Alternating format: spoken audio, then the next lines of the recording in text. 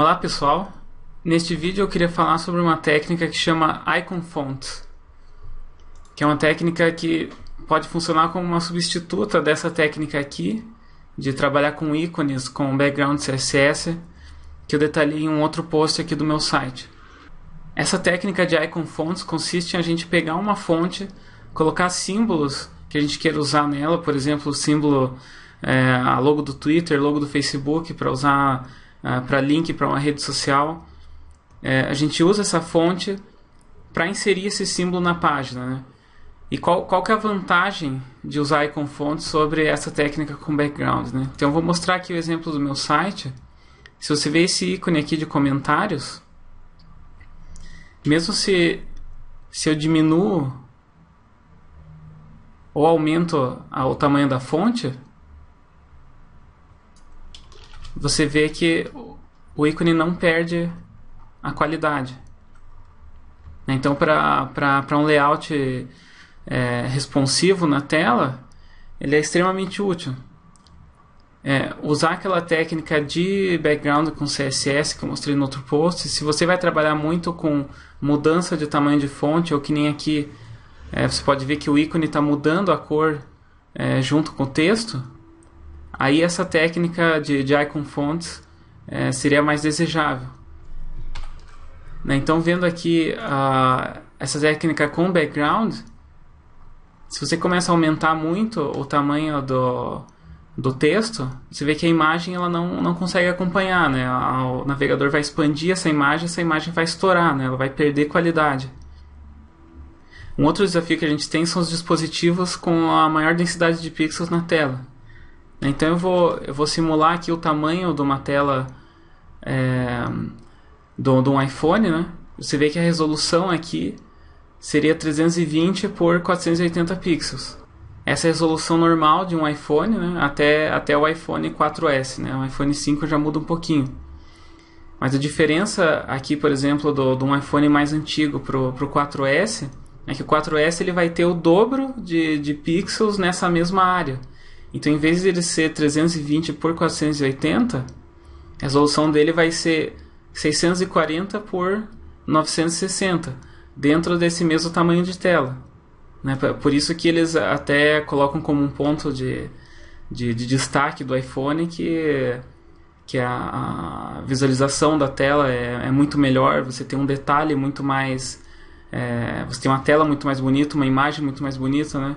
Essa é a forma deles de dizer que, em termos leigos, assim, que a tela tem muito mais pixels dentro dela, e por isso ela vai ter uma resolução que nesse caso vai ser uma resolução dupla, né? Então, no caso da gente que trabalha com sites, o que vai acontecer? O iPhone vai abrir essa tela da mesma forma, só que ele vai como se fosse duplicar todo esse site em termos de pixels, né? Para o usuário vai aparecer a mesma coisa, só que você começa a ver a diferença nas imagens. Então as imagens do site vão ser duplicadas para poder acomodar essa dupla resolução. Elas vão aparecer do mesmo tamanho, mas vão ter o dobro de pixels na tela.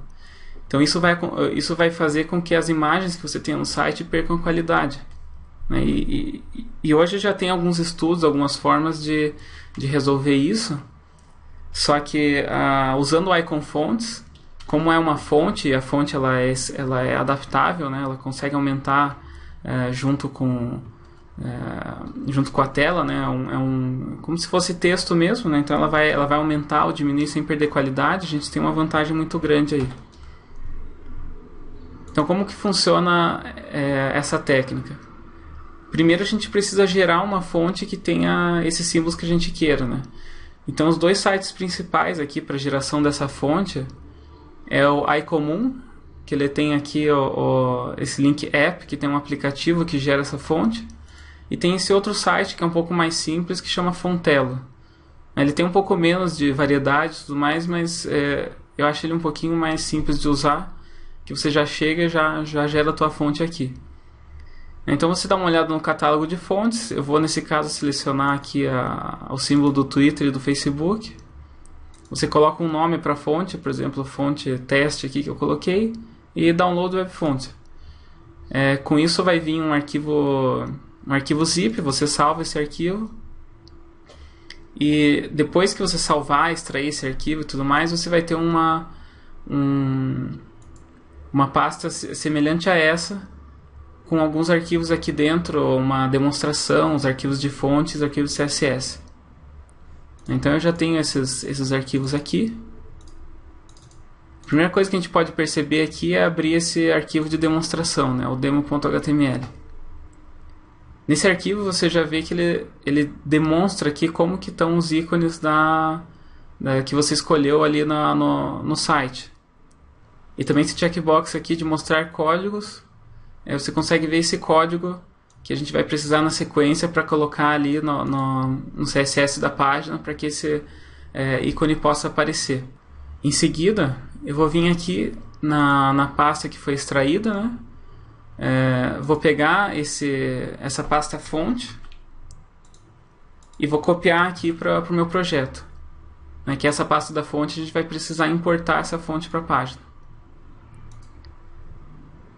Aqui nesse mesmo arquivo onde eu fiz esse ícone com background, que já está aberto aqui também, eu vou criar um novo link. Dessa vez eu vou fazer com a classe iconFont.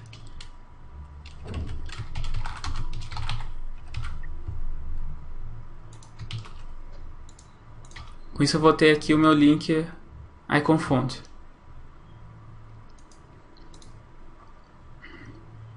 Vocês podem ver também que a pasta da fonte já está aqui na raiz do meu projeto. Eu vou fazer agora a importação dessa fonte no site. Para ter o código já pronto, eu vou pegar também um arquivo aqui que vem do Fontelo, vem uma pasta CSS junto. Ele vem com um arquivo que chama fonte, o nome da tua fonte, .css. Já vai vir o código CSS apropriado para você colocar essa iconFont no teu site, né? Eu vou fazer aqui de uma forma um pouquinho diferente, mas você pode também usar esse código que está aqui da mesma forma. Eu vou copiar essa declaração FontFace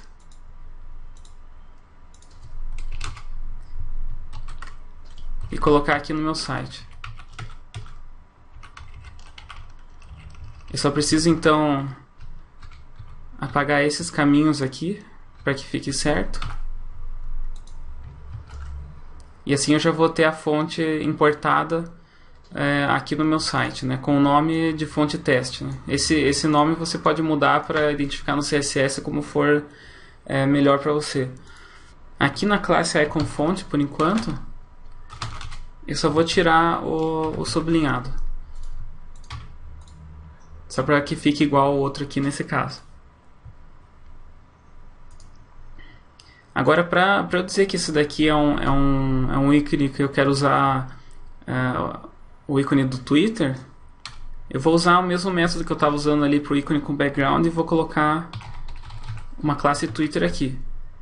Mas você também, claro, pode usar o método que tem aqui, que ele usa um seletor um pouco mais avançado de CSS e usa a classe icon-Twitter, ou por exemplo, icon-Facebook. Nesse caso aqui eu vou usar iconFont e a outra classe Twitter. E agora eu vou fazer uma preparação para colocar o ícone antes do texto, né? Então a gente tem o texto aqui, o ícone vai entrar antes. E para eu evitar que eu tenha que colocar uma tag spam aqui, alguma coisa desse tipo, eu vou usar um pseudo-elemento CSS chamado before. Então eu vou escrever aqui iconFont before, que ou seja, antes, né, no começo aqui dessa tag. Eu vou colocar algumas declarações CSS aqui.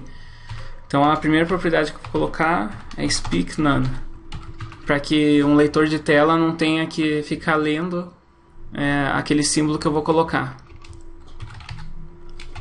Como font family eu vou colocar o font test, que é a fonte que a gente definiu ali. Como display eu vou colocar inline block, para que ele tenha propriedades de bloco, né, funcione em margem corretamente e tudo mais, só que fique na mesma linha que o texto, né, por isso inline block. e vou colocar uma margem direita aqui de 0.3 em. Então essa é a base que a gente precisa aqui para conseguir inserir essa fonte, esse símbolo do Twitter, o símbolo do Facebook ali no nosso link. Eu vou combinar as duas classes que eu coloquei ali no link, escrevendo .iconfont.twitter, para selecionar só os elementos que tem tanto essa classe quanto essa classe. E vou colocar também o 2 pontos before, né, porque o ícone vai entrar antes do texto. E vou usar a propriedade content CSS para inserir conteúdo na página.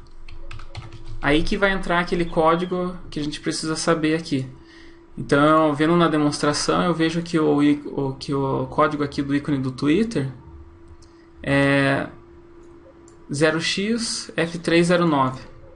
Nesse caso, a gente não vai precisar do 0x, só do f309. Então, aqui no content, eu vou colocar uma barra para especificar que eu estou dando um código Unicode e esse f309. Basicamente, isso quer dizer, na fonte, né, que a fonte tem uma tabela de caracteres, ela vai especificar aonde que está essa letra lá na tabela de caracteres, né? Se você acessar, por exemplo, o mapa de caracteres do Windows, o teu aplicativo do Windows que se chama Mapa de Caracteres, você vai ver toda essa tabela de caracteres que tem em cada fonte.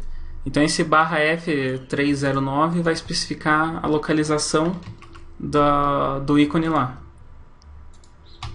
E daí com isso, dando F5 aqui, você já vê que a iconfont foi colocada, e aumentando ou diminuindo, ou por exemplo, se eu abrir se eu abrir esse arquivo em um dispositivo que tenha uma resolução maior, né, uma densidade de pixels maior na tela, você não vai ter nenhuma perda de qualidade. Outra vantagem de usar a iconfont dessa forma é que eu consigo facilmente colocar uma transição ou, por exemplo, uma sombra no texto, né? Então eu posso, por exemplo, colocar text shadow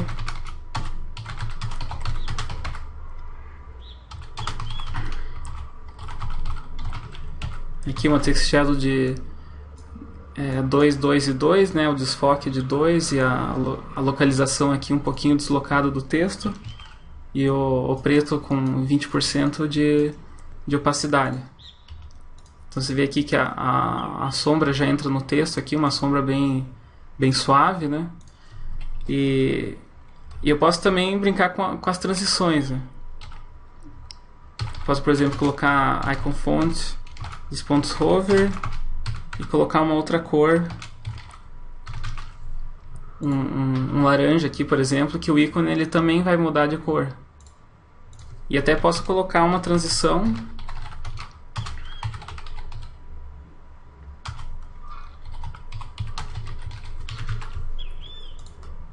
que a transição também vai funcionar nos navegadores, claro, que suportam transition, né? E daí a gente mantém também a mesma versatilidade para outros ícones, né? Então se eu colocar aqui um outro parágrafo com iconfont Facebook, eu posso especificar aqui da mesma forma iconfont.facebook, dos pontos before, e eu vou colocar o código, que nesse caso é F30C.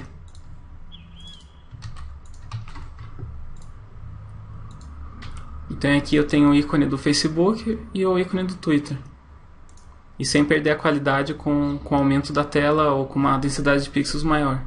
Então esse é o método que eu usei aqui no meu site também para colocar os ícones aqui de comentários. Para esse vídeo então é isso. Você encontra mais informações sobre essa técnica lá no meu site.